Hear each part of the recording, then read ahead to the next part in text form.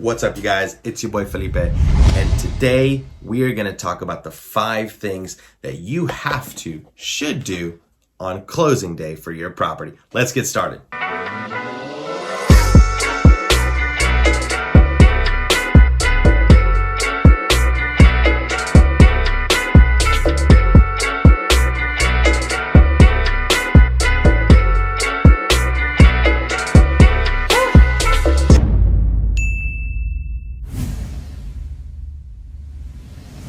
Hey, you're back. What's up, guys? It's your boy Felipe, and before we do anything, hit the like button, comment, and subscribe to the channel, please. Please, it helps so much. Just leave a really nice comment if you like my videos. Hit the little like button, all that. What is going on with my hair? Look, you see that? It won't stay. The whole video, I'm going to be trying to comb it. Stay. Anyways, today we're going to talk about the 5 things that you have to do 24 hours before you close or on closing day. Guys, this is super important because even an experienced investor like myself forgets these things. Number 1, let's get started. It's hit the like button. Thanks. Check the HUD. The HUD is going to be the document that you get from the closing company that's got the details on it. I have one right here. The HUD, it's something like that. In the HUD, you have all the fees and everything that's involved with buying this property. Now, why is this important? I'll give you a perfect example. I was buying a property recently that we put $3,000 in earnest money into, right? So we got the property contract, $3,000 in earnest money, and we were waiting for the property to go through title search and all that. Get the HUD statement, 50 grand. Great, we're gonna buy it. But we had already put $3,000 toward the property. So our HUD should have said $47,000. We were that close to paying an extra $3 grand for the property. Would I have got that money back? Probably. Absolutely, we would have. But who wants to go through the hassle of that? We all know how hard it is to get your money back. Some of y'all got family members that still owe you money. So seriously, like in a serious term, check your HUD, go through everything, and make sure that all the numbers are right. Your realtor fees, just everything, all the prices, because that is so important. And even as a professional real estate investor, I sometimes forget to double, triple check the numbers because we're all human. It's an honest mistake. But at the end of the day, we trust, but we verify. Trust, but verify. If you like that, leave a comment that you like that. Anyways, the second thing is all the money is accounted for. What that means is your earnest money is accounted for.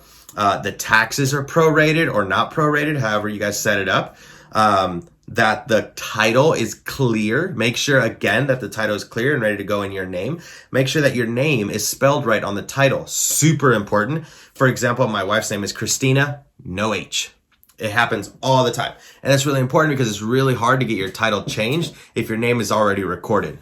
And trust me, it happens.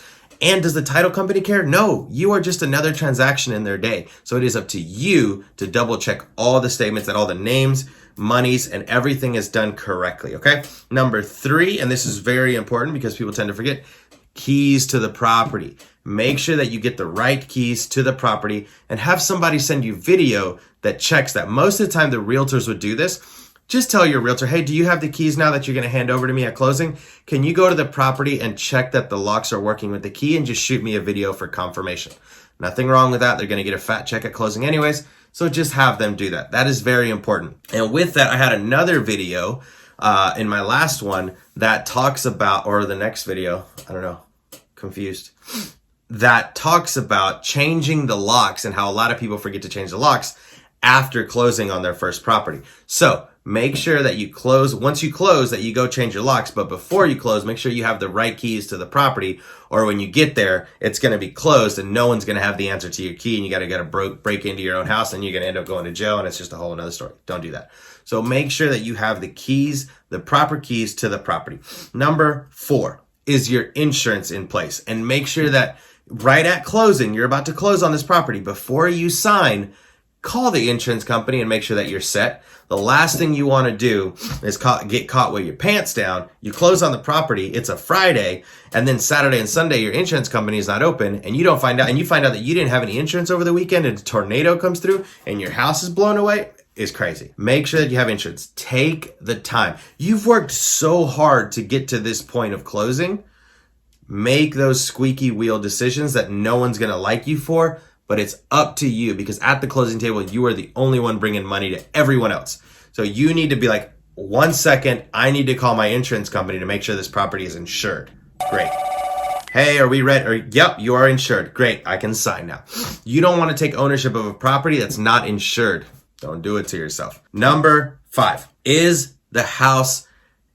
everything okay with the house before you close? Did you do a final walkthrough on closing day? I'll give you an example. This house that I'm sitting in right now, it's an embarrassing story. I can't believe I'm telling you. When I bought this house, I did a walkthrough Wednesday and we closed on Friday.